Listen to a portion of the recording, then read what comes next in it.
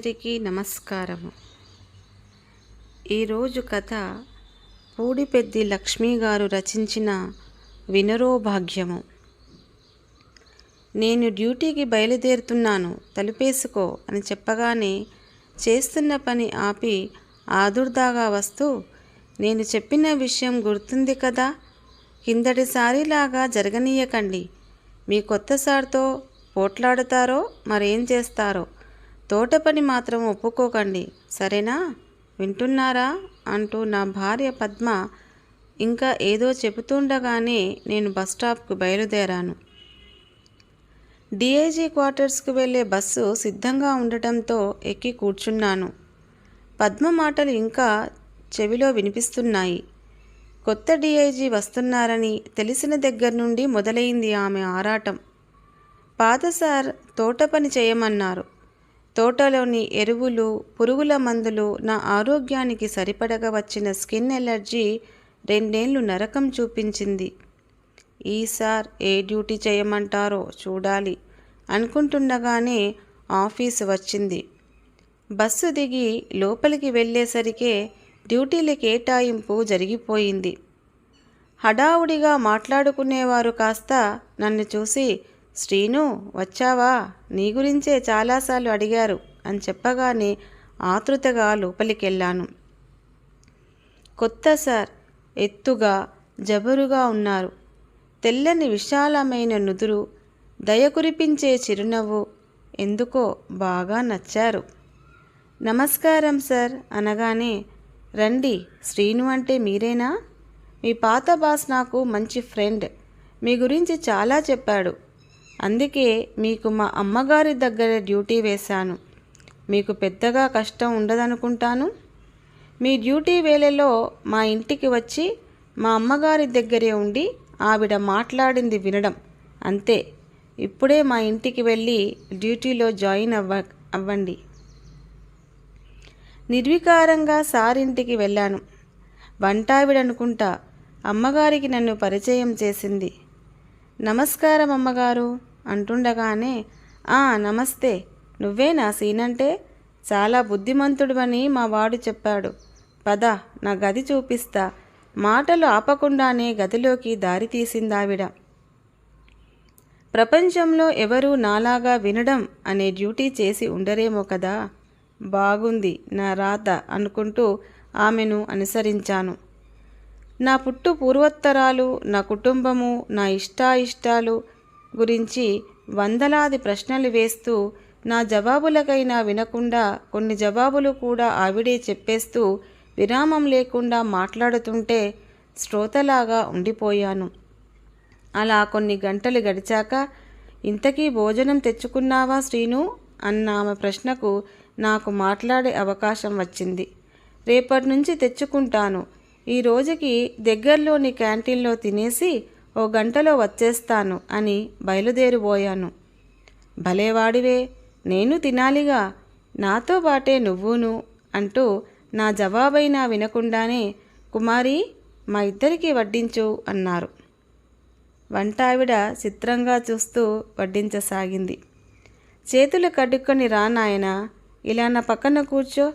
ఉదయం ఏమైనా తిన్నావా లేదో అడగనే లేదు. మొహమాటంతో నువ్వు చెప్పలేదు. నా మాటలతోనే కడుపు నింపేశానామ్యం. ఇక రోజు నీ భోజనం నాతోనే. నువ్వు తినకూడనివి ఏమైనా ఉంటే చెప్పు, అవి తప్ప అన్నీ నేనే దగ్గరుండి వండిస్తా, సరేనా అని ఆమె అంటుంటే బిడియంగా నిలబడిపోయాను. అంత పెద్ద బాస్ ఇంట్లో నాలాంటి చిన్న స్థాయి ఉద్యోగి అంత చొరవగా భోజనం చేయడం నేను కలలో కూడా ఊహించలేని విషయం. ఏంటి ఆలోచిస్తున్నావు, అన్నం చల్లారిపోతుంది అంటూ నా చెయ్యి పట్టుకొని పక్కనే కూర్చోబెట్టుకొని, ఇదిగో ఇది బెల్లం ఆవకాయ, వెల్లుల్లి కారం అన్నీ నేను చేసినవే, నీకు కూడా నేర్పిస్తాలే, మీ బాస్కి నేర్పా అంటూ భోజనం చేస్తున్నంతసేపు ఆప్యాయంగా వడ్డిస్తూ మాట్లాడుతూనే ఉన్నారు. ఆ రోజు మొదలు ఆమె వాక్ ప్రవాహంతో పాటు ఆమె వాత్సల్యంతో తడిసి ముద్దవుతూనే ఉన్నాను. మొదట్లో ఉద్యోగధర్మంగా వినే నేను రాను రాను ఆమె మాటలను శ్రద్ధగా ఆలకించసాగాను. ఎన్నో అనుభూతులు, అనుభవాలు, జ్ఞాపకాలు, విశేషాలు, విజ్ఞానాలు ఆమె ముచ్చట్ల రూపంలో దొర్లిపోతూ ఉండేవి. అవి ఏవో అమూల్యంగా అనిపించేవి. ఓ రోజు కొత్త చీర ఒకటి నా చేతిలో పెట్టి, నాకెంతో ఇష్టమైన నెమలి పింఛం రంగు చీర నాతో పాటు మీ అమ్మగారికి తీసుకున్నాను. ఈసారి కలిసినప్పుడు ఇవ్వు నాయనా అంటూ. నేను వద్దండి అనేలోగానే, అన్నట్టు మీ అమ్మగారు నాలాగానే మాట్లాడతారా, విసుగు విరామం లేకుండా? అయినా ఇంత ఓర్పుగా ఆదరంగా వినే నీలాంటి కొడుకుంటే ఏ తల్లైనా ఎందుకు మాట్లాడదు అని ప్రశ్న జవాబు ఆవిడే చెప్పేశారు ఎప్పటిలాగానే. నా చిన్నప్పుడు ఈ నెమలికంఠం రంగు పరికిణి వేసుకొని పాటల పోటీలో పాడితే ఫస్ట్ వచ్చాను తెలుసా. సినిమాల్లోకి అమ్మాయిని పంపుతారా అంటే మా నాన్నగారు కూడదు అన్నారు. ఆ ఛాన్స్ అలా పోయింది. అప్పుడు అలా పంపితే పెద్ద సింగర్ని అయి ఉండేదాన్ని అంటూ గతంలోకి వెళ్ళిపోయారు. ఇలా మాటలు పెంచుకుంటూ వెళ్ళే ఆవిడ అలవాటు వల్ల ఆమెకి దూరంగా జరిగిపోయిన బంధువులు ఉన్నారు. 10 మందిలో పుట్టి 10 మందిలో పెరిగాను. ఇప్పుడు మనుషుల కోసం ముఖం వాచిపోయాననుకో అంటూ వాపోయే ఆమెకు ఎవరు పెడితే వారు నచ్చరని, నేనెందుకో బాగా నచ్చానని, తనకంటే కూడా ఆత్మీయుడైపోయావని సార్ అంటుంటే వారి పెద్ద మనసుకు పొంగిపోయాను. అంతా బాగుంది అనుకున్నంతలోనే మనసులో అలజడి మొదలైంది. ఈ మధ్య తరచుగా అమ్మగారు మాటల్లో పల్లెల్లో ఉన్న మా అమ్మ గూర్చి ప్రస్తావించడం వల్లనేమో అమ్మ పదే పదే జ్ఞాపకం వస్తోంది. అమ్మగారు ఏం మాట్లాడినా చేతులు కట్టుకునేవి నేను అమ్మ మాటలకు దొరకకుండా తప్పించుకు తిరిగిన వైనం గుర్తుకొస్తోంది. మా గ్రామంలో హై స్కూల్ లేనందున తమ్ముడు, చెల్లి, నేను చాలా దూరం వెళ్ళి చదివేవాళ్ళం. తెల్లవారేసరికి చద్దన్నం, మధ్యాహ్నం భోజనం అన్నీ సిద్ధం చేసిస్తే పరుగులు పెట్టి బస్సెక్కేవాళ్ళం. అలసి సొలసి ఏ చీకటి పడ్డాకో ఇంటికి వచ్చి అన్నం తిని పడుకునేవాళ్ళం. మాకెప్పుడూ అమ్మతో మాట్లాడే తీరిక ఉండేది కాదు. సెలవు రోజుల్లో ఆటలు చదువులతో సరిపోయేది. ఒరే పెద్దాడా అంటూ అమ్మ ఎప్పుడూ నాతో మాట్లాడాలని వచ్చినా చదువుతున్న పుస్తకంలో నుంచి తలెత్తకుండానే ఆ ఊ అంటుంటే చూసి చూసి మాటలా వేసి వెళ్ళిపోయేది. ఆమె ఎంతో ఆసక్తిగా చెప్పాలనుకున్న విషయాలు నాకంత ప్రాధాన్యం ఉన్నవిగా అనిపించేవి కావు. ఉద్యోగం వచ్చి దూరంగా వచ్చాక మా మధ్య మాటలు ఇంకా తగ్గిపోయాయి. ప్రతి వారం అమ్మ ఫోన్ చేసేది. ఏమడిగినా ఆ ఊ అలాగే అంటూ పొడి పొడిగా మాట్లాడేసరికి ఆమె మరి మాటలు పొడిగించేది కాదు. పెళ్ళయి నాకు సంసారం ఏర్పడ్డాక అప్పుడప్పుడు అమ్మ వచ్చి నాతో ఉండేది.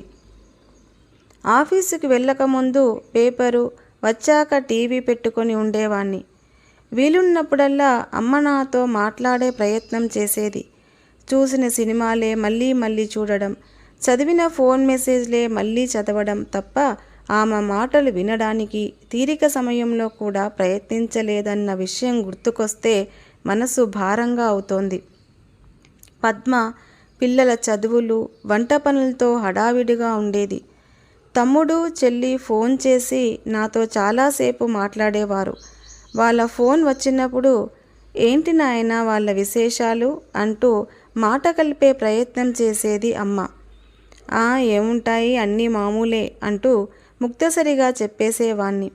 అందరం కలిసి కూర్చున్నప్పుడు మీ నాన్న చిన్నప్పుడు ఏం జరిగిందంటే అని నా గురించి మురిపెంగా చెప్పే ప్రయత్నం చేస్తే, అబ్బా నానమ్మ ఇంక చాలు, ఛాన్స్ ఇస్తే మీ చిన్నప్పటి కబుర్లు కూడా చెప్పేలాగా ఉన్నావు అంటూ నా పిల్లల ఎగతాళి. పని మనిషితో పక్కింటి వాళ్ళతో మాట్లాడితే మోటు వాళ్ళనుకుంటారన్న మా ఆవిడ మందలింపు అన్నీ కలిసి అమ్మ మాటలకు ముఖం వాచిపోయేలా చేశాయి. మాట్లాడేవారు కానీ తన మాటలు వినేవారు కానీ లేక దేవుడి పటాల దగ్గర కూర్చొని మాట్లాడేది. తనలో తాను మాట్లాడుకునేది. మేము గమనిస్తే ఆపేసేది. 6 నెలలు అయ్యేసరికి ఊరికెళ్ళి అందరినీ చూసొస్తా అని వెళ్ళిన అమ్మ తిరిగి నా దగ్గరకు రావడానికి ఆసక్తి చూపించలేదు. అమ్మగారంత వయస్సే ఉన్న అమ్మ మనసులో కూడా ఎన్నో అనుభవాలు, అనుభూతులు, జ్ఞాపకాలు ఉంటాయి కదా. అవన్నీ మాతో గలగలా మాట్లాడుతూ చెప్పాలి అనే తాపత్రయం, కోరిక ఆమెలో ఇంకెన్నాళ్ళు ఉంటాయో. అసలే పెద్దదైపోతుంది. వీలున్నప్పుడంతా అమ్మ దగ్గరకు వెళ్ళి ఆమె చెప్పే ముచ్చట్లు, కబుర్లు అలసిపోయేదాకా వినాలని బలంగా నిర్ణయించుకున్నాను. సార్, 4 రోజులు సెలవు కావాలి. మా అమ్మ దగ్గరికి వెళ్ళాలి సార్. మరుసటి రోజే అడిగాను. ఏమైంది? అనారోగ్యం చేసిందా అని ఆయన ఆందోళనగా అడుగుతుంటే, మా అమ్మ మాటలు వినాలని ఉంది సార్ అంటూ ఆయన కళ్ళల్లోకి చూసి చెప్పాను. నా మొహంలో, మాటల్లో ఆయనకు అర్థమైందేందో తెలియదు కానీ వారం సెలవు తీసుకొని వెళ్ళిరా అన్నారు. ఆలస్యం చేయకుండా ఇంటికొచ్చి అమ్మగారు ఇచ్చిన నెమలికంఠం రంగు చీరతో పాటు మిగతా వస్తువులు బ్యాగులో సర్ది మా పల్లెకు వెళ్ళే బస్సు ఎక్కి కిటికీ దగ్గర గాలి తగిలేలా కూర్చొని వెనక్కి వాలుతూ అమ్మ మాటల మాధుర్యాన్ని తెలుసుకునేలా చేసిన అమ్మగారికి మనసులోనే వందనాలు చెప్పుకున్నాను.